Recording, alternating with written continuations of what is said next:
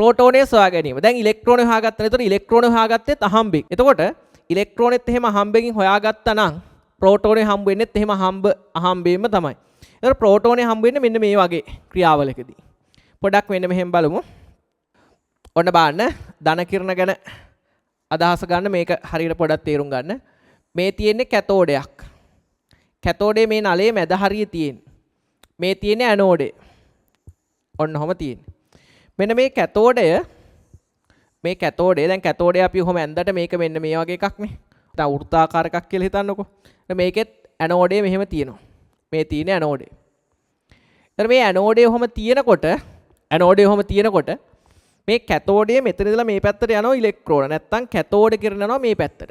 ඔන්න කැතෝඩ කිරණ. දැන් අපි කලින් කතා කරපුවා ඔහම යනවා. කැතෝඩ කිරණ මෙහෙම යනවා. කැතෝඩ කිරණ යනකොට ඔය ගෝල්ස්ටයින් කියලා විද්‍යාඥයෙක් වෙන මේ කැතෝඩේ සිදුරු විද්දාම ඔය එක එක පරීක්ෂණ කරගෙනකොට අහම්බෙන් වෙච්ච දෙයක් මේක. මේකේ සිදුරු විද්දාම යාට නිරීක්ෂණය කරන්න පුළුවන් වුණා මේකේ මේ පැත්තට එනවා කියලා කිරණ වර්ගයක්. මෙන්න මේ පැත්තට. මේ පැත්තට කිරණ වර්ගයක් එනවා. මේවට එතකොට අපි කිව්වා මෙන්න මේ අර හිල්ලස් එන්නේ මේ එළියට එන්නේ. එතන මේවට අපි කිව්වා නාල කිරණ කියලා. මෙන්න මෙතන තියෙනවා කැතෝඩය. මේ තියෙන කැතෝඩය. ඒක සිදුරු සහිතයි. ඒකේ සිදුරු තියෙනවා කැතෝඩේ. ඒකේ සිදුරු තියෙනවා. මේ තියෙන එතකොට ඇනෝඩය. මේ ඇනෝඩේ සිදුරු තියෙන එකක් නෙමේ සාමාන්‍ය ඇනෝඩයක්. ඒ කියන්නේ ධනාග්‍රයක්. ඔහොම තියෙනවා. එතන මෙහෙම සිදුරු සහිත කැතෝඩයක් තියෙනවා. ඊට ඉලෙක්ට්‍රෝඩ මේ විදිහට මේ පැත්තට එනවා. ඉලෙක්ට්‍රෝන ධාරාව මෙහෙට එනකොට මෙහෙට ධන කිරණ එනවා. එතකොට මේවට අපි කියනවා නාල කිරණ. නාල කිරණ. එතකොට ධන කිරණ කියන්නේත් මේවටම තමයි. ධන කිරණ කියන්නේත් මේවටම තමයි. එතකොට ඔන්න ඔහම කිරණ වර්ගයක් හම්බුණා. දැන් මෙතන ප්‍රශ්නේ මේකයි. මේක හොඳටම තේරෙනවා මේ ධන කිරණ හැදෙන විදිය හරියට තේරුම් ගත්තොත්. මම කියන්නම් ඔයා හරියට අහන් ඉඳලා හරියට ඔලුවට දාගන්න ධන කිරණ හැදෙන්නේ කොහොමද කියලා. ධන කිරණ හැදෙන්නේ මෙන්න මෙහෙමයි. ධන කිරණ හැදෙන්නේ මේ විදියට. මේක ඇතුලේ තියෙනවානේ වායු. මේක ඇතුලේ වායු පරමාණු තියෙනවා. මේ වායු පරමාණු වල කැතෝඩ කිරණ ගැටෙනවා. හොඳට තේරුම් ගන්න. මම හිතනවා මේක ඇතුලේ තියෙන්නේ හයිඩ්‍රජන් වායුව කියලා. හරිද? මේක ඇතුලේ හයිඩ්‍රජන් තිබුණොත් කැතෝඩ කිරණ ගිහිල්ලා මේ හයිඩ්‍රජන් පරමාණුවේ ගැටෙනවා මෙහෙම. ගැටනහම මේකේ තියෙන ඉලෙක්ට්‍රෝන ගැලවෙනවා. ඉලෙක්ට්‍රෝන ගැලවුණාම ඉලෙක්ට්‍රෝන කොහොමද මේ පැත්තට යන්නේ? ඇයි මේ අග්‍රය ධනයිනේ. එහෙනම් ඉලෙක්ට්‍රෝන ගැලවිලා මෙහෙට යනවා. එතකොට මෙතන ඉතුරුනවා හයිඩ්‍රජන් න්‍යෂ්ටිය. දැන් හයිඩ්‍රජන් පරමාණුවක් ගැන හිතන්න. මැද්දේ න්‍යෂ්ටිය වටේ ඉලෙක්ට්‍රෝනේ තියෙනවා. කැතෝඩ කිරණ ඇවිල්ලා ගැටුණාම අර ඉලෙක්ට්‍රෝන ගැලවිලා විසි වෙනවා. හරිද? එතකොට ඉතුරු වෙන්නේ මොකද්ද? අර න්‍යෂ්ටිය විතරයි. ඒ න්‍යෂ්ටිය විතරයි. ඒ න්‍යෂ්ටිය ධන ආරෝපිත නිසා මේක ඍණ තහඩුවනේ. මේ න්‍යෂ්ටිය මේ පැත්තට එනවා. එහෙනම් මේ පැත්තට ඔන්නෝම න්‍යෂ්ටික එන්න ගන්නවා මේක ඇතුලේ තියෙන වායුවේ. එතකොට මේක ඇතුලේ හීලියම් තිබුණොත් ඉලෙක්ට්‍රෝන ගැටිලා හීලියම්ගේ ඉලෙක්ට්‍රෝන ගැලවුණාම හීලියම් න්‍යෂ්ටි මේ පැත්තට එන්න පුළුවන්. මේක ඇතුලේ ඔක්සිජන් තිබුණොත් කැතෝඩ කිරණ ගිහිල්ලා ගැටිලා අර ඔක්සිජන් පරමාණු ඉලෙක්ට්‍රෝන ගැලවෙනවා. ඉලෙක්ට්‍රෝන එකක් ගැලවෙන්නත් පුළුවන්, දෙකක් ගැලවෙන්නත් පුළුවන්, ඉලෙක්ට්‍රෝන ඔක්කොම ගැලවෙන්නත් පුළුවන්. හරිද? ඉලෙක්ට්‍රෝන ගැලවෙච්ච ගමන් ධන එක්කෙනේ ඉතුරු වෙන්නේ. ගැලවෙන ඉලෙක්ට්‍රෝන අර පැත්තට යනවා. එතන ඉතුරු වෙන ධන න්‍යෂ්ටිය තියෙන්නේ. එයා මේ පැත්තට එනවා.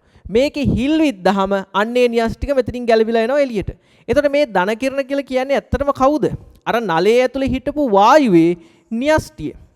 නලයේ ඇතුලේ හිටපු වායුවේ න්‍යෂ්ටිය. හරිද? එතකොට මේ ධන කිරණ කියලා කියන්නේ අමුතු එකක් නෙමෙයි. එහෙනම් නලයේ ඇතුලට දාන වායුවේ න්‍යෂ්ටි තමයි මේ ධන කිරණ කියලා අඳුර ගන්න පුළුවන්. එතකොට හොඳට තේරුම් ගන්න. නලයේ ඇතුලට හයිඩ්‍රජන් වායුව දැම්මොත් ධන කිරණ විදියට ලැබෙන්නේ හයිඩ්‍රජන් න්‍යෂ්ටි. නලයට හීලියම් වායුව දැම්මොත් ධන කිරණ විදියට ලැබෙන්නේ හීලියම් න්‍යෂ්ටි. නලයට නියෝන් දැම්මොත් නියෝන් න්‍යෂ්ටි තමයි ධන කිරණ විදියට ලැබෙන්නේ. එතකොට එක දාන වායුවත් එක්ක ලැබෙන ධන කිරණ මොකක් කරනවද? වෙනස් වෙනවා. දැන් මෙහෙම හිතුවොත් මේක ඇතුළට වායුවක් දැම්මෙම නැතොත් එහෙම ධන කිරණ හැදෙන්න බෑ කවදාවත්. ඔයාලට පැහැදිලි? මේක ඇතුළට වායුවක් දාන්නෙම නැතුව හිටියොත් ධන කිරණ හැදෙන්නේ නැහැ. කැතෝඩ කිරණ විතරයි එතකොට හැදෙන්නේ. ඒ හින්දා මේකේ මුකුත්ම නැති අවස්ථා හම්බ වෙන්නේ නැහැ අපිට. ඒක නම් මොකක් හරි වායුවක් මේකට පුරවනවා. එතන මොකක් හරි වායුවක් අන්නේ පරමාණු වල ඉලෙක්ට්‍රෝන ගැලවිලා න්‍යෂ්ටි මේ පැත්තට යනවා. ඒවට අපි කියනවා මොනවා කියලාද? ධන කිරණ නැත්තම් නාල කිරණ කියලා. මේ ගැන ගොඩාක් ප්‍රශ්න අහලා තියෙනවා. පන්න ප්‍රශ්න අහපු එකක් මේ ධන කිරණ කියලා කියන්නේ. නැත්තම් නාල කිරණ කියලා කියන්නේ. මොකද්ද වෙන්නේ? කැතෝඩේ හිල් විද්දාම කැතෝඩේට පිටුපසින් රතු පාටට මෙහෙම එළියක් හැදෙනවලු. ඒවට ධන කිරණ කියලා කිව්වා. ඒව හැදෙන්නේ කොහොමද කියලා බලමු. මෙන්න ධන කිරණ සෑදෙන ආකාරය. මේව නෝට් එකේ තියෙනවා. ලස්සනට පාඩම් කරගන්න පුළුවන් ඔයාට. මේක පාඩම් කරනවට වඩා මේ සීන් එක ඔළුව ඇතුළට රිංගෝ ගන්න එකයි වැදගත් වෙන්නේ. කොහොමද ධන කිරණ හැදෙන්නේ කියලා යාළුවෙක් ඇහුවාම එක්ස්ප්ලেইন කරන්න පුළුවන් මට්ටමට. යාළුවෙකුට ලස්සනට කතාවක් කියලා දෙනවා වගේ මේක පැහැදිලි කරන්න පුළුවන් මට්ටමට සෙට් වෙනවා නම් මාර වටිනවා. එතකොට ධන කිරණ ඇති වෙන ආකාරය. දැන් හයිඩ්‍රජන් වායුව තිබුණාම ඔය නලයේ ඇතුලේ ඒවා හයිඩ්‍රජන් පරමාණු විදිහට තියෙන්නේ. මොකද අණු තියෙන්නේ නැහැ. විද්‍යුත් ශක්තිය හින්දා කැල්ලා තියෙන්නේ ඒවා නලයේ ඇතුලේ. ඒ හයිඩ්‍රජන් පරමාණු වලට කැතෝඩ කිරණ ගැටුණාම ඉලෙක්ට්‍රෝන ගැලවිලා 2H+ හැදෙනවා. මෙන්න මෙහෙම 2H+ හැදෙනවා. මේවා තමයි එතකොට අපි මොනවා කියන්නේද? ධන කිරණ කියලා කියන්නේ. ඕවා ධනාරෝපිත නිසා එන්නේ කැතෝඩේ පැත්තට. එතකොට මෙන්න මේ වගේ ප්‍රශ්න. ඕක හැදෙන්නේ එතකොට නලයේ කොයි හරියද? නලයේ මැද හරිය හැදෙන්නේ. ඇනෝඩේ ගාව නම් නෙමෙයි යෝව හැදෙන්නේ. හොඳේ. ඇනෝඩෙන් නෙමෙයි මේ කිරණ එන්නේ. ඔයාලට පැහැදිලිද? ඇයි කැතෝඩ කිරණ කියලා වායුවේ ගැටෙන්නේ මේ මැද අවකාශයේනේ. එහෙනම් ධන කිරණ ඇති වෙන්නේ ඇනෝඩයෙන්ද? නෑ. කැතෝඩ කිරණ ඇති වෙන්නේ කැතෝඩයෙන්. ඒවා හරිනේ. ඇයි මෙහෙන් එන ඉලෙක්ට්‍රෝන වල කැතෝඩ කිරණ කියන්නේ? මේ ඉලෙක්ට්‍රෝන ඇවිල්ලා ඒ ඉලෙක්ට්‍රෝන නෙමෙයි යන්නේ අර පැත්තට. ඒවා කැතෝඩ කිරණ. කැතෝඩ කිරණ කැතෝඩයෙන් ඇතිවේ. ප්‍රකාශය හරි. ඇනෝඩ කිරණ ඇනෝඩයෙන් ඇතිවේ. සම්පූර්ණයෙන් වැරදි. ඇනෝඩ කිරණ, ධන කිරණ, නාල කිරණ නලයේ මැද හරියෙන් ඇති වෙන්නේ. වායු තියෙන්න එපා. වායු වල ගැටුනහමනේ ඇති වෙන්නේ ඒවා. ඒ ගැටි වෙලා ධන නිසා ඒගොල්ලෝ මේ පැත්තට ගමන් කරනවා. හරි සරලයි. කල්පනා කරාම පොඩ්ඩක් තේරෙනවා. හරියට අවධානයෙන් අහන් හිටියොත් වැඩේ ගොඩ. මේ බාන්න මේ වෙන සිද්ධිය. මෙන්න තියෙනවා හයිඩ්‍රජන් න්‍යෂ්ටිය. ඒක ඉලෙක්ට්‍රෝනයක් තියෙනවා. ඉලෙක්ට්‍රෝන කැතෝඩ කිරණ වෙලා ගැටෙනවා. මේ තියෙන කැතෝඩ කිරණ එතකොට. අර නලයේ ඇතුළේ තියෙන කැතෝඩ කිරණ. කැතෝඩ කිරණ. කැතෝඩ කිරණ ගැටුනහම ඉලෙක්ට්‍රෝන ගැලවිලා යනවා. මේ තියෙන එතකොට මොකද්ද? ධන කිරණේ. ධන කිරණේ. දැන් ඔයාලට හොඳටම පැහැදිලි මේක. එතකොට ධන කිරණ කියන ඒවා දාන වායුවත් එක්ක හැමතිස්සෙම වෙනස් වෙනවා. අපි හයිඩ්‍රජන් දැම්මොත් එන්නේ ධන කිරණ විදිහට හයිඩ්‍රජන් න්‍යෂ්ටිය.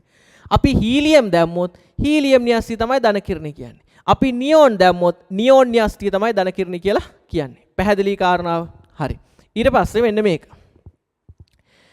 කැතෝඩ කිරණ නලය තුල ශේෂ වී ඇති වායු පරමාණු මත කැතෝඩ කිරණ ගැටි එම පරමාණු වල ඉලෙක්ට්‍රෝන ගැලවී ඉවත් වෙයි. කැතෝඩ කිරණ නලය තුල ශේෂ වී ඇති වායු. මොකෝ මේ ශේෂ වී ඇති වායු කියන්නේ? අපි අර රික්ත පොම්පයක් දාලා ඕක ඇතුලේ තියෙන වායුව අයින් කරනවානේ. රික්ත පොම්පයක් දාලා ඕක ඇතුලේ තියෙන වායුව අයින් කරනවා. අයින් කරාට පස්සේ ශේෂ වෙනවා. ඒ ටිකක් ඉතුරු වෙනවා. ඒ කියන්නේ ඇතුලේ වායු අණු බිඳුවක් කරන්න බෑ. ඒ කියන්නේ රික්තකයක් කරන්න බෑ. චුට්ටක් හරි ඇතුලේ වායු ඉතුරු වෙනවා. ඒවැය කැතෝඩ කිරණ ගැටුනහම ඒවැය ඉලෙක්ට්‍රෝන ගැලවිලා අන්න ඒගොල්ලන්ගේ න්‍යෂ්ටි හැදෙනවා. ඒව තමයි ධන කිරණ කියලා කියන්නේ. එතකොට කැතෝඩ කිරණ ගැටි එම පරමාණු වල ඉලෙක්ට්‍රෝන ගැලවී ඉවත් වෙයි. එවිට සෑදෙන න්‍යෂ්ටි ධන කිරණ ලෙස කැතෝඩයේ දෙසට ගමන් කරයි. එහෙනම් ධන කිරණ කියලා කෙලින්ම කියන්නේ මොනවද? එවිට සෑදෙන න්‍යෂ්ටි. එවිට සෑදෙන න්‍යෂ්ටි. අන කැතෝඩ කිරණ නලයේ මැද හරිය හැදෙන න්‍යෂ්ටි තමයි අපි ධන කිරණ කියලා කියන්නේ. න්‍යෂ්ටි තමයි ධන කිරණ කියලා. කැතෝඩයේ දෙසට එනවනේ. මේ කැතෝඩ ඒ කියන්නේ දැන් මෙතන ඉඳන්ම ඕව එනවනේ. ඔව් සිදුරු කරාම වෙන්නේ අපිට පැහැදිලිව මෙයා වෙන් කරගන්න පුළුවන්. දැන් මේ හරිය කැතෝඩ ධන කිරණ ආවට ධන කිරණේ කැතෝඩ කිරණේ දෙකම තියෙන හින්දා අපිට මුකුත් පැට්‍රිකල් වලට මේ හරිය භාවිතා කරන්න බෑනේ. දෙකම කලවම් වෙලා තියෙන්නේ. ඒතර ඇත්තටම මෙහි ඉඳන් කැතෝඩයේ දෙසට එන්නේ. අපි හිල් විද්දාම වෙන්නේ කැතෝඩෙන් දොට්ට පයින්නවා මෙයා. ඊට පස්සේ අපිව මෙයා හොඳට පරීක්ෂණ වලට භාජනය කරන්න පුළුවන් මේ ටික අරගෙන. ඇයි මේ හරිය තනියෙන්මනේ ධන කිරණ තියෙන්නේ දැන්. ඒතර කැතෝඩයේ දෙසට එන්නේ. හරිද? කැතෝඩයේ දෙසට එන්නේ. මේ ඇනෝඩයේ ඉඳලා කැතෝඩයේ දෙසට ගමන් කරනවා. අපි හිල් විදලා එළියට ගන්න ඔයාව. පැහැදිලි නේද කාරණාව? ප්‍රශ්න තියෙනවා අහන්න. ප්‍රශ්න තියෙනවා අහන්න. මෙන්න මේක හොයාගත්තේ ගෝල්ස්ටයින් කියලා විද්‍යාඥයෙක්. ඉයුගන් ගෝල්ස්ටයින් කියලා කියනවා. ඉයුජන් ගෝල්ස්ටයින්. හරිද? ධනාරෝපිත අංශුවක් සොයාගත්තා. හැබැයි යා ප්‍රෝටෝන හොයාගත්ත කියලා කිව්වේ නෑ. එහෙනම් මේ ධන කිරණ නැත්තම් නාල කිරණ එහෙම නැත්තම් ඇනෝඩ කිරණ අනාවරණය කරගත්තේ ගෝල්ස්ටයින්. හරිද? අර ක්‍රූක්ස් නලෙන් කැතෝඩ කිරණ ක්‍රූක්ස් හොයාගත්තට පස්සේ තොම්සන් පැට්‍රිකල් කරලා ඉලෙක්ට්‍රෝන හොයාගත්තේ. ඒ වගේම සිද්ධියක් ගෝල්ස්ටයින් තමයි ධනාංශු ධන කිරණ තියෙනවා කියලා හොයාගත්තේ. හැබැයි රදර්ෆර්ඩ් තමයි ඔය හයිඩ්‍රජන් න්‍යෂ්ටිය ප්‍රෝටෝනය කියලා නම් කළා අනිත් පරමාණු වලත් ප්‍රෝටෝනය තියෙනවා කියලා වැඩේ දිගට ඇදගෙන ගියේ. කතාව පැහැදිලි. මෙන්න මෙහෙම බලාගෙන යන්න. වැදගත්ම කාරණාව මෙතන තියෙන. මෙන්න මේක. හයිඩ්‍රජන් ගත්තාම ඉන්නේ ප්‍රෝටෝන තමයි. හයිඩ්‍රජන් ගත්තාම ඉන්නේ ප්‍රෝටෝන තමයි.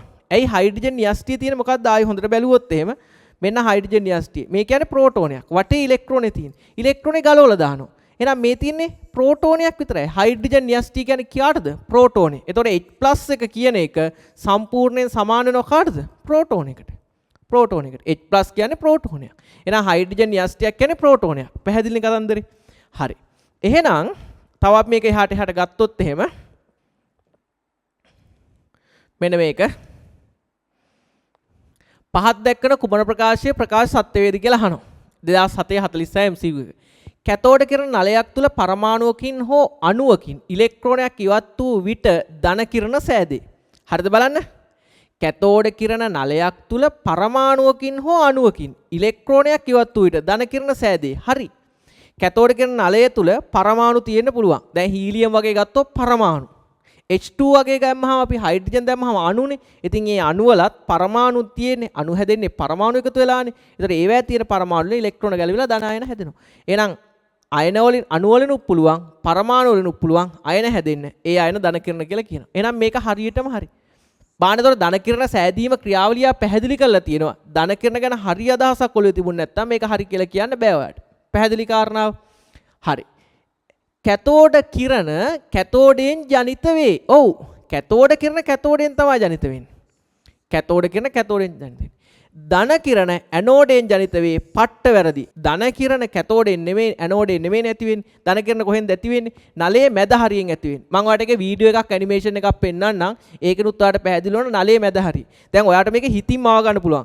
ඔයාලට ඔය සබ්ජෙක්ට් ගොඩ යන්න පුළුවන් හොඳම ක්‍රමයක් තමයි චිත්ත රූපේ මවන්න පුළුවන් නම්. මෙහෙමයි මේක වෙන්නේ කියලා ඔයාලට හිතින් මනසින් මව ගන්න පුළුවන් නම් පට්ට වැදගත්. දැන් කැතෝඩ කිරණ මෙහෙම එනවා කැතෝඩයෙන් පිට වෙලා. එනකොට මැද හරියද හම්බුන වායු අණුව. හම්බ වෙච්ච ගමන් ඒකේ ගැටිලා මුගී ඉලෙක්ට්‍රෝනේ ගලවනවා. ගැලෙවුවහම අන්න ඉලෙක්ට්‍රෝනේ ගැලවිච්ච ධන අයනේ ඉන්නවා. න්‍යෂ්ටි ඉන්නවා. ඒ න්‍යෂ්ටි යනවා ඍණ තහඩුව පැත්තට. කැතෝඩේ පැත්තට යනවා. ඒක වෙන්නේ නලයේ මැද හරියේ. ඒක වෙන්නේ නලයේ මැද හරියේ. එහෙනම් ඇනෝඩෙන් ඇති වෙනවා කොහොම සම්පූර්ණයෙන් වැරදි. කැතෝඩ කිරණ විද්‍යුත් චුම්බක කිරණ විශේෂයකි. ඒක සම්පූර්ණයෙන් වැරදි. මම තව ටිකකින් කියලා දෙනවාට විද්‍යුත් චුම්බක වර්ණාවලිය. විද්‍යුත් චුම්බක වර්ණාවලිය අද කරන්න පුළුවන් වුණොත් කරමු නැත්නම් ලබන සතියේ. එතකොට කැතෝඩ කිරණ විද්‍යුත් චුම්බක විකිරණයක් වුණාම ඒකත් වැරදි. එහෙනම් මේකේ AB විතරයි හරි. AB විතරයි මෙතන හරි. පැහැදිලි නේද කතන්දරේ? හරි. අපි එමු ඊළඟට එහෙනම් ධන කිරණ පිළිබඳව ඔන්න ඔය අදහස් තියාගන්න ඕනේ. අපි ධන කිරණ ගැන තව දේවල් ටිකක් තියෙනවා කතා කරමු ඉක්මනට. වෙන බලන්න. ඔය විදියට දැන් කැතෝඩේ මැද හරියෙන් තියලා මේකේ සිදුරු විද්දාම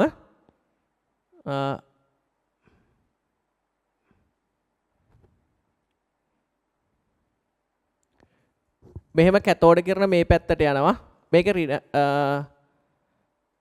කැතෝඩ කිරණ මෙහෙට එනවා. ඔන්න බලන්න ධන කිරණ. මෙතින් ධන කිරණ මේ පැත්තට යනවා. අර සිදුරු සහිත කැතෝඩෙන් ධන කිරණ ටික මේ පැත්තට යනවා. හරි.